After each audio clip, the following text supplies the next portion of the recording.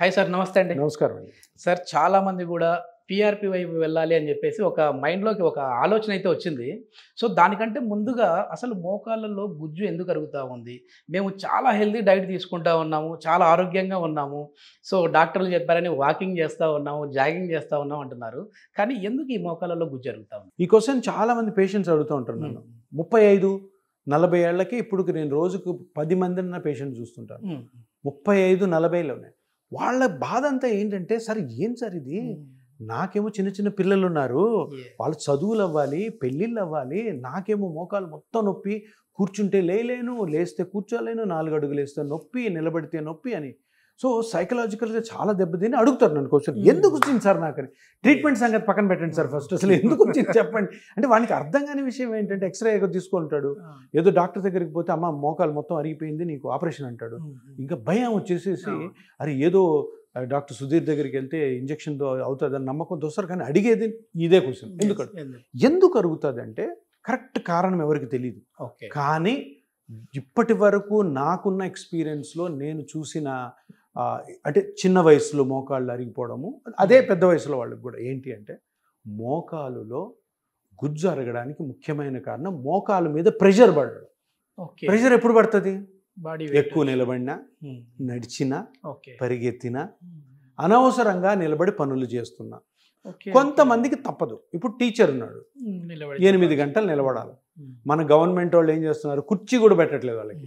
ఎందుకు? కూర్చుంటే చెప్పలేము. అది చాలా చాలా అంటే ఫూలిష్నెస్ అది. ఎందుకు కూర్చుంటే టీచర్ మంచిగా చెప్పలేడా? ఎంత అన్యాయం. దానివల్ల ఏమవుతుంది? మోకాళ్ళు. ఇంకొకటి డ్రైవర్స్ ఉంటారు కొందరు, కంటిన్యూస్ డ్రైవ్ చేసేవాళ్ళు. డ్రైవర్ అంటే ప్రొఫెషనల్ డ్రైవరే కాకుండా కానీ కొంతమంది ట్రావెల్ బిజినెస్ మీద వెళ్తారు. క్లచ్ ఉన్న కారు కానీ వాడారనుకో, తొక్కి పెడతారు ఎడం కాలు పోతుంది. వాచ్మెన్ నిలబడి ఉండాలా, ట్రాఫిక్ కానిస్టేబుల్ నిలబడి ఉండాలా, పోలీసులు నిలబడి ఉండాలా, సోల్జర్స్ నిలబడి ఉండాలా, స్పోర్ట్స్ పీపుల్ నిలబడి ఉండాలా, పరిగెత్తుండాలా.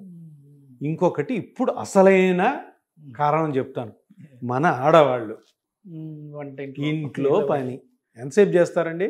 పొద్దున 6కు లేస్తారు, 11 వరకు నిలబడే ఉంటారు. అవునా కాదా?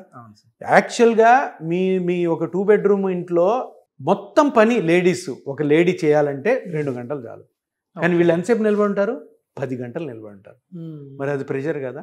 ఇది ఒక కారణం. ఎందుకంటే నేను లాస్ట్ అండ్ ఇంపార్టెంట్ ఏంటంటే, మన గృహిణులు, హౌస్ వైఫ్స్. ఇంకొక క్యాడర్ ఉన్నారు, ఇంకా డేంజరస్. వీళ్ళు ఏంటంటే వర్కింగ్ ఉమెన్. వర్కింగ్ ఉమెన్కి 2 పనులు ఉంటాయి, ఆఫీస్ వర్క్, ఇంటి వరకు. వాళ్ళని ఎప్పుడైనా అడగండి మీరు వెళ్ళి, నీకు ఏదంటే ఎక్కువ ఇష్టం అంటే ఇంటి పని అంటారు. అరే అమ్మ, వాళ్ళు ఆ జాబ్ ఇచ్చినోడు నీకు జీతం ఇస్తున్నాడు, ఆ జీతం, కానీ ఇంటి పని ఇష్టం వాళ్ళకి. తప్పిది. బాడీ ఎంతని తట్టుకుంటుంది. ఇప్పుడు మీరేమో ట్రావెల్ చేసి వెళ్ళాలి ఆఫీస్కి, ఆఫీసులో పనులు ఉంటే అటు ఇటు తిరుగుతుండాలా, మళ్ళీ రావాలి ఇంటికి, మళ్ళీ ఇంట్లో మళ్ళీ పనులు చేయాలంటే పొద్దున 6 నుంచి 11 వరకు నిలబడి కూర్చొని చేస్తే అరుగుతుంది. సో ఇవన్నీ కారణాలతోటి మన మోకాళ్ళని మనం అరిగించుకున్నాం. సో ఇప్పుడు చూడండి, ఈ పిఆర్పి అవసరం లేదు, ఈ సర్జరీ అవసరం లేదు. ఇవి కానీ కరెక్ట్గా చేయగలిగితే, ఏది 35 నుంచే హౌస్ వైఫ్స్, వర్కింగ్ ఉమెన్, ప్లస్ ఆల్సో ఎవరెవరైతే అన్నెసరీ యాక్టివిటీస్ చేస్తుంటారు చూడండి, కేబీఆర్ పార్కులో అనవసరమైన వాకింగ్, జిమ్ములకి వెళ్ళడము, ట్రెక్కింగ్లకి వెళ్ళడం, మ్యారథాన్లకి పోవడం. వాకింగ్ మంచిది అంటారు కదా సార్? అంటారు, అంటే అందరు అంటుంటారు. అది మంచి కాదు. మంచి అని ఎవరు అనాలి? మెడికల్ బుక్స్ అనాలి. వాకింగ్ మంచిది కాదు, ఎక్సర్సైజ్ మంచిది. ఎంత బాడీకి ఎంత దూరం మనం నడవాలనేది కూడా ఉంటుంది. అన్నీ ఉంటాయి. ఇప్పుడు మీరున్నారు, మీకు నొప్పి లేదు, లేదా నొప్పి ఉంది, నొప్పి ఉంటే ఎంత వాకింగ్ చేయాలి, నొప్పి లేకపోతే ఎంత వాకింగ్ చేయాలి. అదే అరిగిపోయిన దాన్ని పట్టుకొని ఇంకా అరగొట్టుకుంటా ఉంటే ఎవరేం చేయాలి? అందరూ ఏమనుకుంటారు, మోకాళ్ళ నొప్పి వస్తే వాకింగ్ చేస్తే మంచిగా అవుతుంది అని ఎవడో అంటాడు పక్కింట్లో. నువ్వు ఎప్పుడు కూర్చోన్నా అమ్మ వాడు చెప్పాడు, నేను 2 రోజుల్లో ఇంకా ఎక్కువైపోద్ది నొప్పి. సో అందుకని ప్రతి దానికి డాక్టర్స్ ఉన్నారు. ఆ డాక్టర్స్కి వెళ్ళి మనకున్న కండిషన్ ఎక్స్ప్లెయిన్ చేసుకొని, సార్ నాకు ఈ ప్రాబ్లం ఉంది, నేను ఎంత ఎక్సర్సైజ్ చేయాలా, నేను ఎంత వాకింగ్ చేయాలా అని కనుక్కోవాలి అంతే. అంతేగాని గుడ్డిగా ఎవడో పక్కింటి వాడు చెప్పాడు, లేదంటే ఆఫీస్లో ఎవడో చెప్పాడు, ఎవడో యూట్యూబ్లో చెప్పాడు, డాక్టర్ కానివాడు డాక్టర్లు చెప్తే వేరే విషయం. Yeah. కానీ ఎందుకు ఇంతమంది డాక్టర్లు డాక్టర్ దగ్గర పోయి సార్ నాకు మోకాలు నొప్పులు ఉన్నాయి, నేను వాకింగ్ చేయొచ్చా లేదా, నేను ఏ విధమైన ఎక్సర్సైజ్ చేయాలి? మనం వేసుకునే చెప్పులు షూలను బట్టి కూడా ఉంటుంది సార్. అంతే కదా. ఎప్పుడు కానీ ఎక్కువ నడిచేవాళ్ళు హార్డ్ షూస్ హార్డ్ చెప్పులు వేసుకుంటే ఇవి వేరే వేరే ప్రాబ్లమ్స్. ఎందుకంటే నీ బాడీ వెయిట్ అంతా కూడాను షాక్ అబ్జార్బర్ లాగా కింద సోల్లో ఏదైనా కుషన్ ఉంది అది తీసుకుంటుంది. అది లేదనుకో డైరెక్ట్ నేల మీద పడి నీకు ప్రాబ్లమ్స్ వస్తాయి, ఈ జాయింట్స్ అరగడం మొదలు పెడతాయి. సార్ ఇప్పుడు నాకున్న డౌట్ ఏంటంటే మోకాలు నొప్పులు ఒక కాలుకి వచ్చాయి, సో అదే ఒక కాలుకి మాత్రమే మనం ట్రీట్ చేసుకోవాలా లేదంటే రెండో కాలుకి కూడా చేసుకోవాలా? ఎందుకంటే హాస్పిటల్కి వెళ్ళామంటే మీకు ఇది ఉంది, ఇది కూడా అరగడానికి రెడీగా ఉంది, దీనికి కూడా చేయించుకోండి అని అంటాం. ఎప్పుడు కూడాను చూడండి, మనం ఇప్పుడంతా మాట్లాడుకునేది మోకాలు ఎందుకు అరుగుతుంది, బరువు పడ్డం వల్ల, నిలబడడం వల్ల, నడవడం వల్ల, పరిగెత్తడం వల్ల, ఈ యాక్టివిటీస్. సో ఇప్పుడు ఏ పని చేసినా నిలబడి చేసి పనినా నడుస్తున్నా కూడా రెండు కాళ్ళు ఉపయోగపడతాయి. ఎప్పుడు కూడా ఒక కాలు అరగదు, రెండు కాళ్ళు అరుగుతాయి. కాకపోతే ఒకటి నొప్పిగా ఉంటుంది, ఇంకోటి అంత నొప్పి ఉండదు కాబట్టి దాన్ని అది దాకొని ఉంటుంది. ఎప్పుడు కూడా ట్రీట్మెంట్ చేసుకోవాలంటే ఆపరేషన్ గురించి మాట్లాడలే, పిఆర్పి గురించి మాట్లాడుతున్న చేసుకోవాలనుకుంటే రెండిటికి స్కానింగ్ చేసుకొని, రెండిట్లో గుజ్జు ఎంత అరిగిపోయిందో చూసుకొని, రెండిట్లో డ్యామేజ్ ఎంత చూసుకొని, రెండిటికి చేసుకోవడం బెటర్. కొంతమంది ఏంటంటే కొంతమంది సార్ ఇందులో అస్సలు లేదు కదా సార్, ఒకటే చేసుకుంటాను, లేదంటే కొంచెం మనీ ప్రాబ్లం ఉంది అనుకుంటాను, ఒకటి చేసుకొని జాగ్రత్తగా ఇంకోటి చేసుకోవచ్చు.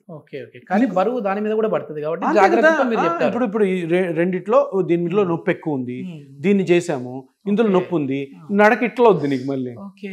ఇప్పుడు ఇది కూడా అరిగుంటుంది కాబట్టి తప్పకుండా దీని ఇప్పుడు ఇదేమో ట్రీట్మెంట్ స్టార్ట్ అయింది, దీంట్లో నొప్పి తగ్గింది, అప్పుడేమవుతుంది దీని నొప్పి బయటపడుతుంది, దీని నొప్పి బయటపడినప్పుడు నువ్వేం చేస్తావు, దీని మీద బరువు వేస్తావు, అప్పుడు ఈ ట్రీట్మెంట్ సరిగ్గా జరగదు, ఆ గుజ్జు పెరగడం. సో అందుకని రెండు మోకాళ్ళు ఒకేసారి స్టార్ట్ చేసుకుంటే బెస్ట్. ఎందుకంటే మన నడక, నిలబడడం అన్ని కూడా మనం రెండు కాళ్ళ మీద చేయాలి కదా, ఒక కాళ్ళు చేయకూడదు. నిజంగా చాలా మంచి సమాధానం సార్. ఎందుకంటే నేను కూడా అదే అనుకుంటా ఉన్నాను, ఏందబ్బా ఒకదానికైతే ఒకదానికే చేయాలి కదా, ఎందుకు రెండో దానికి అనుకున్నా, కానీ మళ్ళీ దీనిపైన బరువు పడుతుంది. ఇప్పుడు ఇంకొకటి చాలా ఇంపార్టెంట్ విషయం ఏంటంటే ఒక కాలు ఆపరేషన్ చేసుకొని ఉంటారు, ఇంకొక ఫస్ట్ కాలు ఆపరేషన్ చేసుకొని ఏదో ఒక రీజన్ వల్ల వాళ్ళకి ఇష్టం ఉండదు. ఎందుకంటే 3 నెలలు నొప్పి ఉంటుంది, లేదంటే తర్వాత 3 నెలల తర్వాత కూడా నొప్పి ఉంటుంది. అరే బాబు ఎందుకురా బాబు ఈ ఆపరేషన్ చేసుకున్నానని ఫీల్ అయ్యేవాళ్ళు, అంటే కాంప్లికేషన్ వచ్చి ఉంటుంది. అప్పుడు వాళ్ళు ఏ విధమైన భయం లేకుండా ఆ సెకండ్ నీకి పిఆర్పి హాయిగా చేసుకోవచ్చు. అప్పుడు మీకు తెలుస్తుంది అరే ఆపరేషన్ కంటే ఇదే బాగుంది నాకని. సరే, ఇందాక నేను మీతో ఇంటర్వ్యూకి బిఫోర్ జస్ట్ ఒక్కసారి అట్లా ఆ పేషెంట్స్ని మాట్లాడదామని చెప్పేసి అట్లా వెళ్ళాను.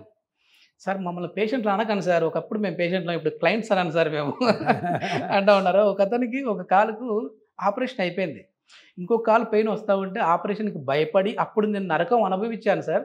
ఏంటంటే సర్జరీ అయిన తర్వాత కూడా 3 నెలల వరకు నాకు ఆ బాధ అనేది భరించలేకపోయాను. కాబట్టి మా కొడుకుని వీడియోలు చూస్తూ ఇట్లా నేను అడిగాను, అరే ఇదేదో బాగున్నట్టుంది కనుక్కోరా అంటే నేను పోయి పిఆర్పి చేయించుకున్నాను ఇక్కడికి వచ్చాను సార్. వచ్చిన తర్వాత నేనేమనుకున్నా అంటే వీళ్ళు ఏదో డబ్బుల కోసం ఇట్లా చేస్తూ ఉంటారేమో, రాగానే ఇంకా ఇంజక్షన్లు వేస్తారేమో అనుకున్నా. కూర్చొని కౌన్సిలింగ్ ఇచ్చి అసలు పిఆర్పి అంటే ఏంటి అనేది నాకు పూర్తిగా బ్రెయిన్లోకి ఇంజెక్ట్ చేసేసారు సార్. అక్కడ మొత్తం నా కాల్లో ఏం జరుగుతుంది అనేది టీవీలో నేను చూస్తూ ఉన్నాను అంటున్నారు. అంటే ఒక కాలుకి సర్జరీ అయిన వాళ్ళు మళ్ళీ పిఆర్పి చేసుకోవడానికి వచ్చారు అని అంటే ఆ పిఆర్పికి ఉన్న గొప్పదనం కనపడతా ఉంది సార్ అక్కడే. అదే మీరు అన్నట్టు ఏంటంటే క్లయింట్ అంటాం కదా, ఇక్కడ ఎవరు పేషెంట్స్ కాదు. ఎందుకు తెలుసా, పేషెంట్ అంటే జబ్బు ఉన్నోళ్ళు. నా దగ్గరకు వచ్చిన వాళ్ళు ఎవరికి జబ్బు కాదు, మోకాలు జబ్బే కాదు, అందులో పేషెంట్ అనకూడదు, క్లయింట్ అంటాము. సో ఈ దీంతోనే పేషెంట్ సగం ధైర్యం వస్తుంది, అరే మనకి జబ్బు లేదు. ఎందుకంటే ఇప్పుడు హాస్పిటల్స్ పోతామో నీ మోకాలంతా అరిగిపోయింది, ఇది భయంకరమైన జబ్బు, వెంటనే ఆపరేషన్ చేసుకోవాలంటారు. ఏం కాదు, ఇది జబ్బే కాదు, ఇది సింపుల్ చేంజ్.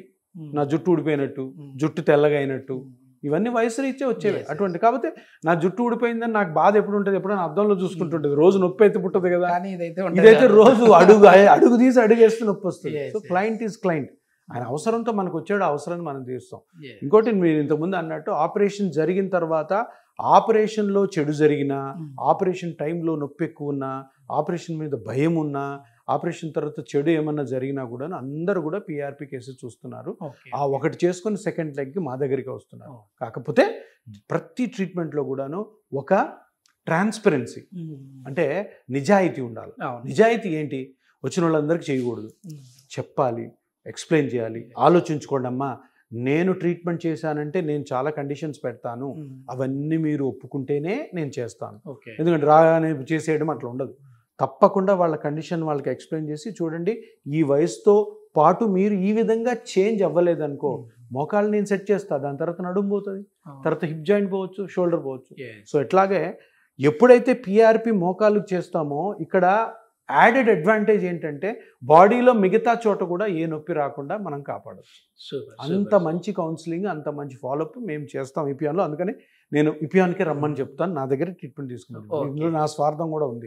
సార్ ఇప్పుడు సర్జరీకి వెళ్ళినప్పుడు డయాబెటిక్ ఉన్న వాళ్ళు ఉంటారు, వాళ్ళకి కొన్ని కాంప్లికేషన్స్ వస్తాయి. అంటే మనకు తెలియని ఒక వస్తువు మళ్ళీ మన కాల్లో పెట్టినప్పుడు అది మనకి సెట్ అవ్వడానికి కొంచెం టైం పడుతుంది.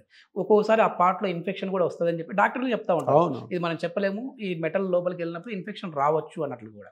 సో ఈ పిఆర్పి అందరికీ సూటబుల్ అంటే ఏమైనా డయాబెటిక్ ఉన్న వాళ్ళు, లేదంటే థైరాయిడ్, బీపీను, ఏ జబ్బు ఉన్నా కూడాను, బీపీ, షుగర్, కిడ్నీ, లివరు, కొన్ని క్యాన్సర్స్లో కూడా క్యాన్సర్స్ యాక్టివ్ లేకుండా తగ్గిపోయినా కానీ ఎటువంటి జబ్బు ఉన్నా కానీ పిఆర్పికి అడ్డంకి కాదు. ఓకే. ఎవరికి ఎందుకు బయట నుంచి ఒక కెమికల్ పోదు లోపలికి, బయట నుంచి ఒక ఇంప్లాంట్ పోదు, బయట నుంచి మెటల్ పోదు. ఏం పోతుంది? నీ బ్లడ్లోని సెల్స్ పోతాయి. ఏమవుతుంది? ఏమి కాదు. కానీ కొన్ని కండిషన్స్ ఉంటాయి. మీ బ్లడ్లోని సెల్స్ వేస్తున్నాయి కదా, బ్లడ్లో సెల్స్లో ఏదైనా ప్రాబ్లం ఉందనుకో, అది మీకు తెలిసిపోతుంది. కన్ను మనం టెస్ట్లు చేస్తాం కదా, టెస్ట్ చేసిన తర్వాత అవి అంటే బ్లడ్లో డిసీజ్ ఉంటే కొన్ని డిసీజెస్తో చేయకూడదు, అటువంటి వాటికి చేయ. అదర్వైజ్ ఎటువంటి జబ్బున్నా కూడాను హ్యాపీగా పిఆర్పి చేసుకోవచ్చు బాడీలో ఏ పార్టీకైనా. ఓకే. ఆ ప్రాంతంలో మళ్ళీ సెల్స్ అనేవి రీగ్రోత్ అవుతాయా సార్? రీగ్రోత్ అవుతాయి కాబట్టి ఇది ట్రీట్మెంట్. ఓకే. ఇప్పుడు దాంట్లో ప్లేట్లెట్స్, ఇప్పుడు ప్లేట్లెట్ రిచ్ ప్లాస్మా, ప్లాస్మాలో ప్లేట్లెట్స్ ఉంటాయి. ప్లేట్లెట్స్ మీద ఏముంటాయి? గ్రోత్ ఫ్యాక్టర్స్ ఉంటాయి. ఆ పేరు ఉంది గ్రోత్ ఫ్యాక్టర్స్. ఎందుకు పెట్టారు గ్రోత్ ఫ్యాక్టర్స్ అని? మనం ఏ టిష్యూ మీద వేస్తే అది గ్రో చేస్తుంది. కార్టిలేజ్ జరిపితే కార్టిలేజ్, టెండాన్ మీద వేస్తే టెండాన్, లెగమెంట్ మీద వేస్తే లెగమెంట్.